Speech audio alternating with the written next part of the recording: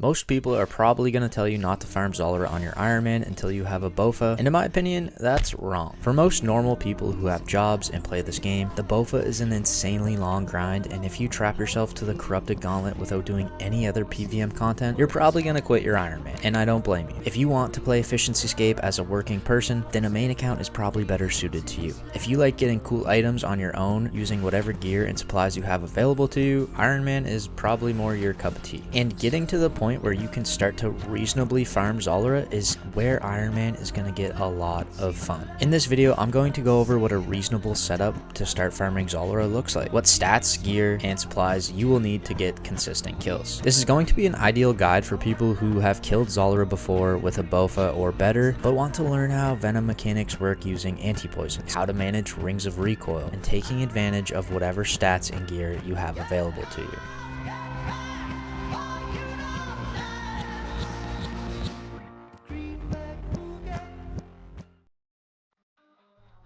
When recommending stats and gear, I want you to keep in mind that how good you are at the game is more important than stats, and stats are more important than gear. With that being said, I would say I am slightly above average at this game, and after a couple attempts, I did my first kill at Zulrah on my Ironman with a Dragon Hunter wand, using Firewave and an atlatl. I had 79 range, mage, 88 strength, 76 defense, and no stat boosting pots. To be honest, I think that these stats are reasonable to start farming Zulrah for most players if you use stat boosting pots. Your kills are going to be longer, so you will need to be able to survive a Jad phase comfortably, as it's going to happen. Currently, I've been farming Zulrah with 85 plus range, 90 strength, 83 magic, and 73 defense with stat boosting pots, and I can sometimes get 2 kill trips. Gear wise, I recommend getting both prayer scrolls from the Royal Titans, as prayers are one of the best upgrades you can have on your account. For mage, you'll want at least a twin flame staff with Firewave or a trident before you start farming Zulrah. The twin flame is going to carry here. And then for your range weapon, I recommend getting an atlatl, but you can also make a magic shortbow or rune crossbow work here with these stats. Alright fellas, a little disruption from our regular programming here because I got to get on a plane to go to work in about 4 hours. So I'm going to quickly show you guys how I do a Zulrah kill on my Ironman, just because I won't be able to finish this video for another month. So yeah, rather than just wait another month before I put out this video, I'm just going to do it right now, real quick, live. So first of all, inventory setups, I always use this plugin. It's unreal, and this is how you gear up doing it. Super nice. Super nice. I'm just gonna put on all our stuff like so.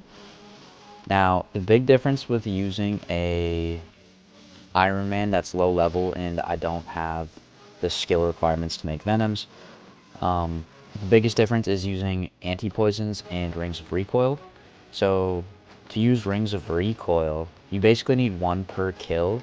I always bring an extra one just in case, but essentially all you do, if you want to make sure that you don't die because of ring of recoil, just break it before the fight, and then it refreshes your ring of recoil, so then you're chilling. But that's the way I do it. Other than that, let's just gear up real quick fast here. I always use the Dragon Battle Axe, the pre-pot, for strength rather than use strength pots. I usually bring about I bring 4 combo eats, and then I fill the rest of my inventory with cheese potatoes.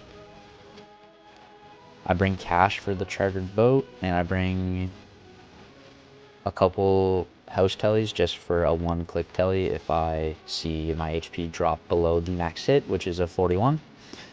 So, if you didn't know, at Castleworth Bank, you don't have to be in like a PvP world or anything. See, 429, just normal world. You can use blighted supplies here, so I eat up. I use a special attack. I don't use a special attack at Zulrah, so it's no big deal. Drink a blighted restore, range pot, super defense. Super defense is really important here because you need to tank hits against Zulrah. If not, you're just going to be taking heat. So, yeah. I don't know why. I usually have a different rune setup here. I usually bring house teleports. So let's see what I need. I just need Lawrence, I think. And I have Zulrah teleports, but I'll show you my normal route here. So I teleport outside the house. We are in Brimhaven. We go north. I'll fast forward this part. Boom. Now, some better ways to take chartered ships would be the Catherby teleport in Catherby, obviously. But there's a lunar teleport that goes right by the chartered ship, and that is sweet, but I don't have the mage level for it yet. I can boost for it, but I don't have the herb level to make a magic potion boost for it. So, for now, I'm just doing the Brimhaven method. But we're going to board the boat. We're going to pull up Zulrah helper plugin. I use this because I'm bad at the game. Not really, I just have a bad memory, so I'm not bad at the game. We're just going to fire away. You can do little flicks. You really don't need to flick at all. One prayer pot will do pretty much for like 2 kills without flicking, like minor flicking. I'm gonna drop a piece of food just in case.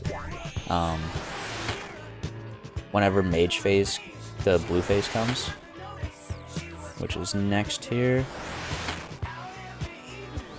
I need to have an extra inventory slot open. Alright, so now we're gonna watch Venom. We got Venom. 41 max hit, nice. But we're not gonna anti-venom. Oh, missed a tick there, no big deal.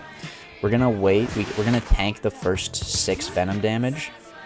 But the next, see now it's 8. And now there's 18 seconds here. So at the right before it's gonna take us for 8, we're gonna heal 1. But first I gotta see what we do next. Okay. So I'm gonna eat here. We'll anti-venom. I switched for no reason there.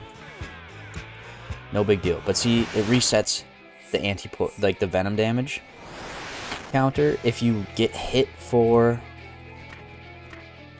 if you take an 8 venom damage, well then if you heal 1 anti-poison, you're like the venom damage stays stacked, if that makes sense. I don't know what's next here. Oh, that's not good. Alright, we are fine. We're so fine. I'm gonna do a combo each here. Obviously, I'm not doing the best for this kill, just because of explaining mechanics while doing it is always harder. Oh, I missed a stick there. That's fine. So we're gonna have to do Jad phase. You gotta be comfortable with doing Jad phase here. Ooh, see, there's a good example.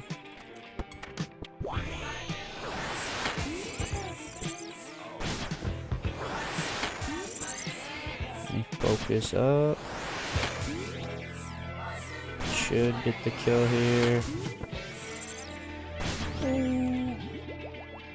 Almost ran out of prayer pots. There we go. Kill 56. I could probably do another kill. We could do a 2-kill trip here for the purpose of this video. I'm not even gonna try. I'm trying to keep this quick, short, and sweet. Now we can do a little example here with the venom damage and how that works. So you can see that it's at 10 right now, right? The goal of using anti-poisons is to keep the venom damage at 6. So we take a 10, it goes up to 12, right? So if we take 1 dose of an anti-poison here, the next poison damage is still a 10, right? It doesn't stay at 6 unless you keep the venom damage at 6. So you're always going to take the 6 hit of venom damage, then right before the 8 hit, you drink an anti-poison, and this way you're not using a lot of anti-poisons. You're not using a lot of anti-poisons, you don't need venom, and you're taking not that much damage. So, yeah, that's how you kill stuff as an early Ironman without herblore, without agility. Decent mage level. Yeah, do recommend. If you have any questions, feel free to drop them down below in the comments. I apologize that this isn't usually one of my high production editing videos. I just really don't have the time, and I want to post this video sooner than later. I've been wanting to do it for a long time. So, and I had some people looking for the information, so here's the information. I'm sorry it's not in a cool production manner. As always, I did have my little intro that I got finished, but anyways, hope you guys take care. Have a good one. Peace. Now this method is unreal for Ironman because getting anti-poisons is so easy. You can buy 3-dose anti-poisons from the general shop in Karajama.